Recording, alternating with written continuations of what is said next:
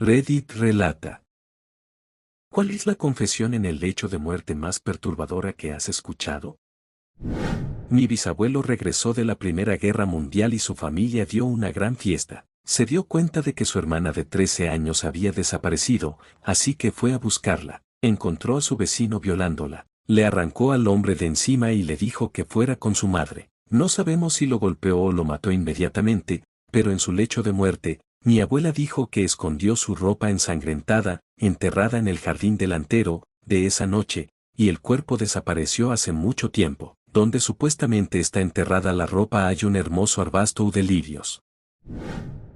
Una enfermera compartió una vez que un anciano confesó haber saboteado el paracaídas de su hermano durante la Segunda Guerra Mundial porque estaban enamorados de la misma mujer. Su hermano murió, y la mujer se casó con otra persona de todos modos. Dijo que vivía con la culpa todos los días.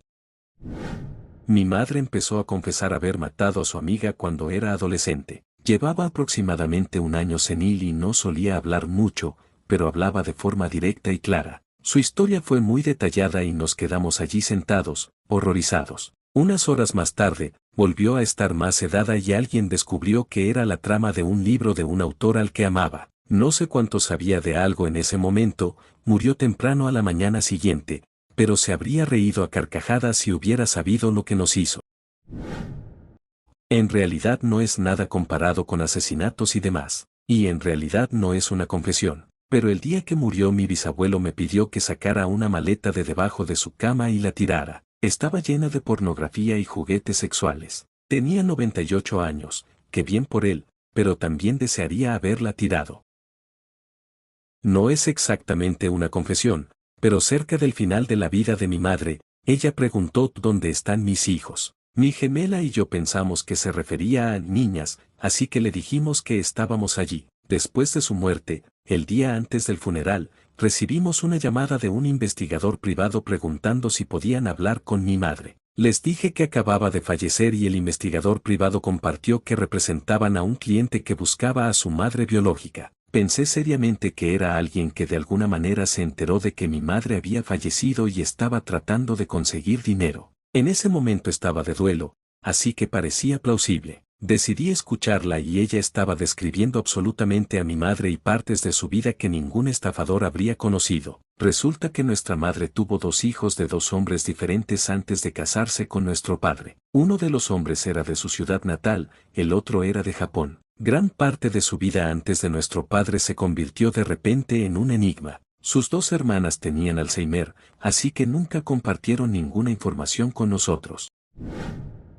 No creo que llamaría a esto una confesión, pero fue justo antes de que muriera. Fui voluntario en un hospicio y había un tipo que tenía demencia bastante severa. Antes de morir, comenzó a revivir un momento de cuando lo reclutaron para Vietnam. Nos confundió a mí y a otro voluntario con sus compañeros de guerra, y aparentemente habían asesinado a un hombre y a su familia cuando regresaron. Por lo que decía, no se suponía que fuera toda la familia, pero las cosas se complicaron y terminaron matando al hombre, a su esposa y a sus padres. Estaba desconcertantemente tranquilo, no presa del pánico, solo calculador. Tampoco reconoció nada de lo que le decíamos, estaba atrapado en ese recuerdo. Estaba repasando cómo esconder los cuerpos cuando volvió a su estado normal y luego se negó a hablar más de nada con nadie. Falleció poco antes de la hora de cenar ese mismo día.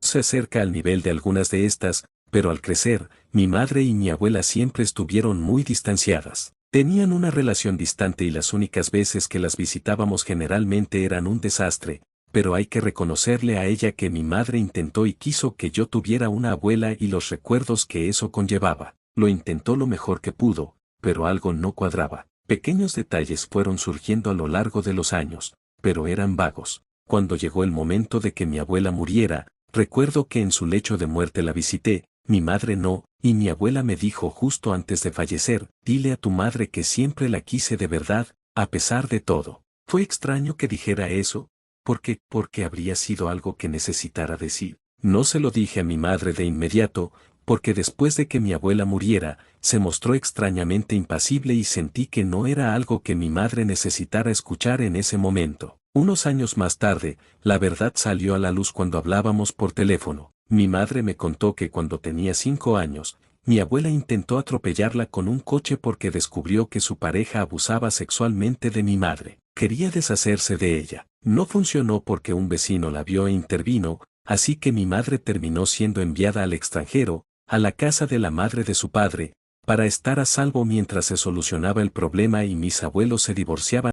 Sin embargo, como los tiempos eran así, cuando mi madre regresó, su madre obtuvo su custodia. Terminó con mi madre huyendo, sin hogar, embarazada muy joven de un hombre mucho mayor, con una hermana secreta de la que nunca supe nada, y me quedé bastante destrozada. Cuando me lo contó, pensé que tenía un poco más de sentido porque mi abuela había dicho eso, así que finalmente se lo compartí a mi madre. Ella simplemente dijo, bueno, tenía una forma extraña de demostrarlo, y eso fue todo.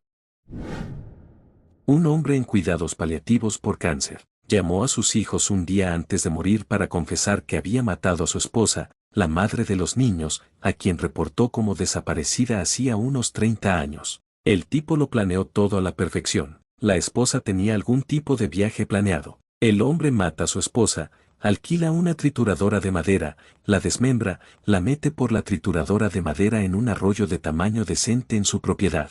Después de terminar, prende fuego a la trituradora de madera, la deja arder y luego la entrega al seguro unos días después. Cuando la esposa no regresa a casa del viaje, reporta su desaparición. Los niños no tenían ni idea. El crimen habría quedado completamente sin resolver si no hubiera confesado. No escuché la confesión, pero estuve involucrado en algunas órdenes de registro en la propiedad después de que los niños lo reportaran a la policía estatal. No lo escuché directamente, pero mi bisabuelo les dijo a mis abuelos en su lecho de muerte que tenía otra familia incluso antes de conocer a mi bisabuela después de la Segunda Guerra Mundial, pero su esposa e hijos murieron en un campo de concentración nazi y él fue el único que salió vivo de allí. No conocemos más detalles aparte de ese. Lamentablemente no llegué a conocer a mi bisabuelo, pero todavía pienso en él y en lo que vivió a veces.